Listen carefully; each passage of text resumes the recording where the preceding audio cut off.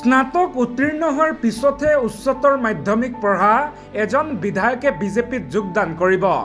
Graduate হৈ উঠি একাদশ শ্ৰেণীত নামভৰ্তি কৰা নেতাজনে প্ৰৱেশ কৰিব বিজেপিত। নিৰ্বাচনী শপতনামা অনুসৰি উভোটাকৈ পঢ়া বিধায়কজন আন কোনো নহয়, তেওঁ হৈছে বৰাকৰ হিৰো বুলি নিজকে দাবী কৰা কমলাক্ষ দেৱ পুৰকায়স্থ। বিগত বিধানসভা নিৰ্বাচনৰ সময়ত দাখিল কৰা শপতনামাৰ তথ্য মৰ্মে পুৰকায়স্থ 2011 চনতে গ্ৰেজুৱেট হৈছিল, কিন্তু 2016তে তেওঁ পাছ কৰিছিল হায়াৰ ছেকেণ্ডাৰী।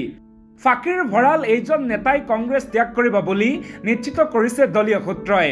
খবৰ অনুসৰি কৰিমগঞ্জৰ বিধায়কে ইতিমধ্যে দলৰ সভাপতি ভূপেন বৰাক নিজৰ সিদ্ধান্তৰ বিষয়ে জনাই দিছে।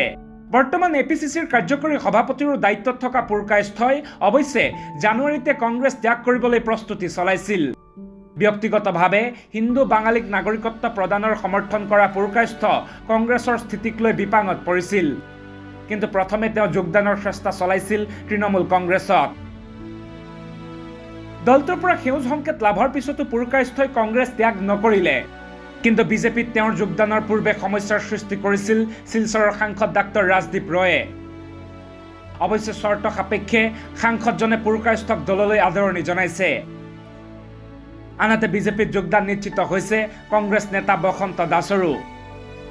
মঙলদৈৰ বিধায়কজনে শীঘ্ৰে কংগ্ৰেছ ত্যাগ কৰাটো সমৰ্থিত সূত্ৰই নিশ্চিত কৰিছে।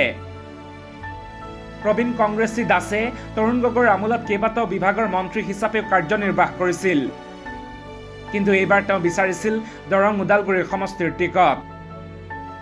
পিছে দলে তেওঁক বিমুখ কৰিলে। ইফালে বসন্ত দাসৰ বিজেপিত যোগদানৰ বিৰোধিতা কৰিছে মঙলদৈৰ প্ৰাক্তন বিধায়ক গুৰুজ্যোতি দাসে। এই প্ৰসংগত তেওঁ সাক্ষাৎ কৰিছে মুখ্যমন্ত্ৰীক। নিউজ ডেস্ক ৰিপৰ্ট, বাৰ্তা এনি।